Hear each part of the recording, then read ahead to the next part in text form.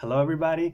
Okay, today I'm going to be talking about the Copernicus program, and I came across this because I don't know if you've heard recently in May 19th, 2024, there was a Varsakan helicopter crash, which, according to this Wikipedia page article, says was carrying the president of Iran, Ebrahim Raisi, Foreign Minister Hossein Amir Abdullahian, and Governor General of Iran's East Azerbaijan province, Malik Rahmati, and representative of the Supreme Leader in East Azerbaijan, Mohammed Ali Ale Hassam, Raisi's bodyguard, and three flight crews. So basically, Iran's president died in this helicopter crash, and there were a total of five passengers and three crew members, so a total of eight fatalities.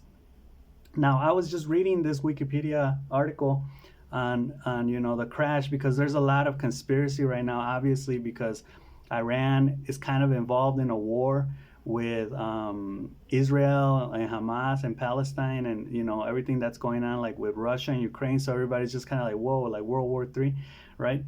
And let me just read this. It says the crash took place in the northwestern province of East Azerbaijan near the Azerbaijan-Iran border. Dense forests, heavy rain, fog, strong winds, and snow hampered rescue operations. Searchers used drones, trained dogs, and the Copernicus satellite system. And I was like, what? What is the Copernicus program? So then I went into the Wikipedia page because there's a Wikipedia page on the Copernicus program, and it says the program aims at achieving, well, first of all, it's a European Union space program, it says. And it is basically, it says it's managed by the European Commission and implemented in partnership with the EU member states, the European Space Agency, and there's just like a bunch of European organizations that are in this. So its objective, it says here, the program aims at achieving a global, continuous, autonomous, high quality, wide range Earth observation capacity, providing accurate, timely, and easily accessible information to, among other things, improve the management of the environment, understand and mitigate the effects of climate change, and ensure civil security. Yeah, so they're basically, Europe is basically developing this program so they can see maybe everybody, but everything that's going on in the world in real time. Right now, I don't know if this is like X-ray, so they can even see inside people's houses. I don't think so. They may have the capacity to do that, especially with infrared light. But I think this is just so people can see. I mean, this helped in the rescue of the helicopter crash, so I imagine that this is something that can help, like especially in like forests or jungles or deserts, right, where there's like nothing, to maybe locate people, or in mountain ranges, right, where when people get lost, or there's a helicopter, a plane crash, and we need to go get the survivors.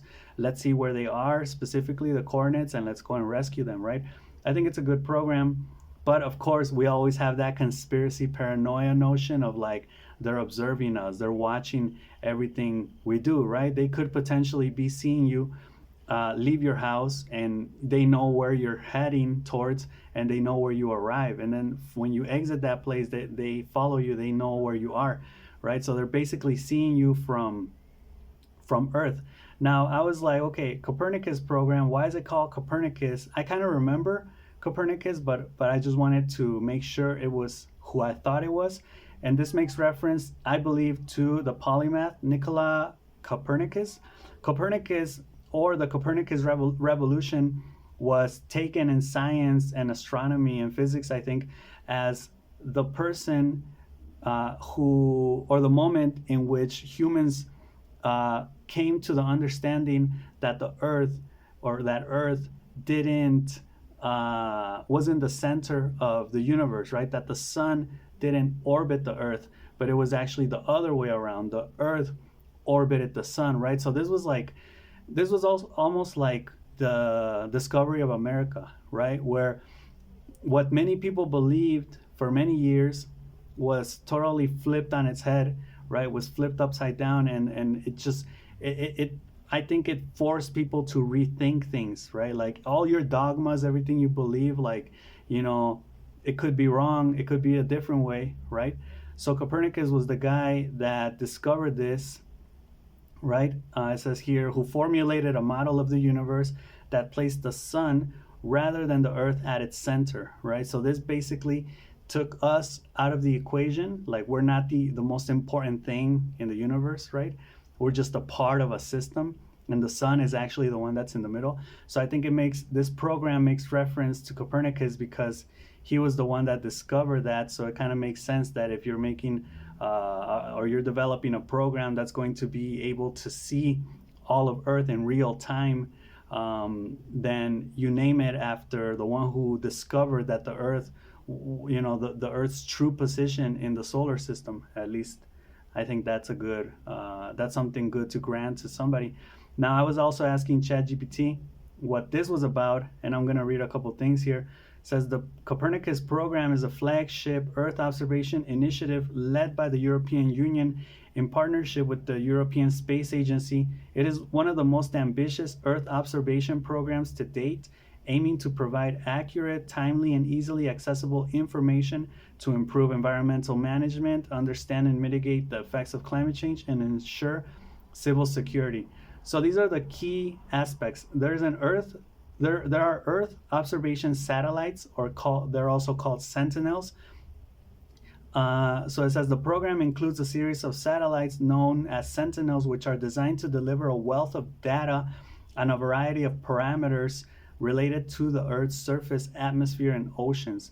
These satellites provide imagery and data for a wide range of applications, including land, marine, and atmospheric monitoring. So they're actually going to be able to monitor more than just people's movements. They're going to probably be able to measure like the water pressure in the oceans, the wind pressure, right, the heat pressure. Six thematic services. Land monitoring provides information on land cover, land use, vegetation state, water cycle, and soil conditions. Marine monitoring observes and reports on the state and dynamics of the oceans and marine ecosystems. Atmospheric monitoring monitors air quality, ozone layer, solar radiation, and climate change drivers. Climate change provides information and services to support climate change adaptation and mitigation. Emergency management supplies data for managing natural and man-made disasters such as floods, wildfires, and earthquakes. Security addresses issues related to border control, maritime surveillance, and support for the EU's external action. The data accessibility. One of the core principles of the Copernicus program is to provide free, full, and open access to data for users worldwide. So I guess this could be used by anybody. This enables researchers, business, and policymakers to utilize the information for a wide array of applications. There's also the Copernicus Data and Information Access Service, DIAS, are its acronyms. DIAS platforms provide users with access to Copernicus data as well as tools and services to process and analyze this data. These platforms help to make the data more user-friendly and accessible to non-expert users. So I guess just anybody can use this. User community and applications. The program supports a diverse user community, including government agencies, businesses, researchers, and the general public. And the international collaboration. So I guess they're trying to maybe detect the environmental. They're trying to monitor the environment, disaster management, economic benefits, and policy support. So I thought this was just kind of crazy because someone was telling me that it's like I guess like there's been movies on this. I think one of them with Shia LaBeouf, I think, is called Eagle Eye or something like that, and that's like the all-seeing eye, right? That this like basic, it's like a machine or some technology. It's also in Fast and Furious. that basically can see everything, right? The all-seeing eye can tap into, but that has to do more with technology. Like it can actually tap into any camera, any ATM cameras, right? Excuse me. But this one would just be, I guess it's more for weather, right? But I thought it was pretty crazy. I mean, Europe has always kind of been a pioneer in developing new technology. I was just reading yesterday that it's because, for example, when the British Empire landed in India or went to conquer other territories, they wouldn't just like submit the people or like make them work. They actually like research and dug into like their language, their customs, the fauna. Like basically, they learned about that culture, and that made conquering them much easier, right? So it's not just like getting there and being all aggressive, but actually getting there and learning about them, and that way you can like manipulate them better, right? So Europe is crazy. Europe is always, you could say, on the threshold or on that. Europe's always pushing the limits, pushing the boundaries. So it makes sense that they would develop this program.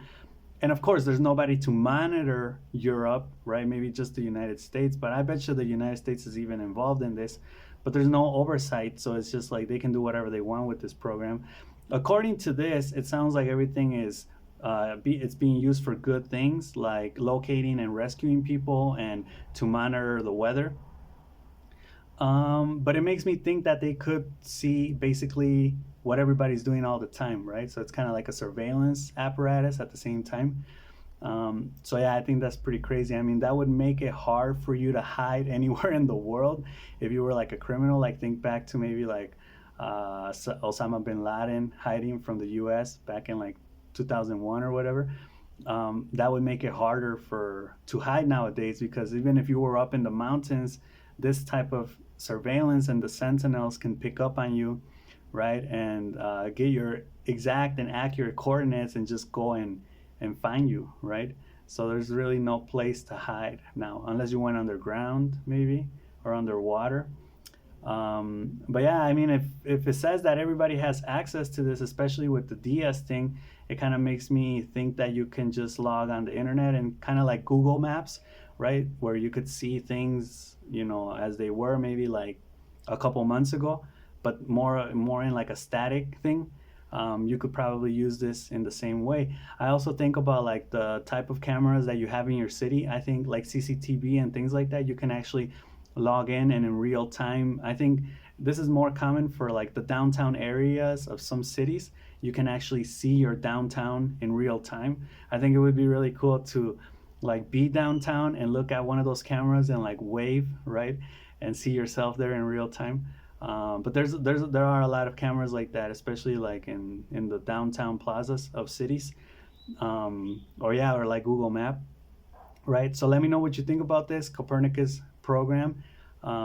Is it just more surveillance, or is this actually good for the environment and for security and maybe rescue situations? All right.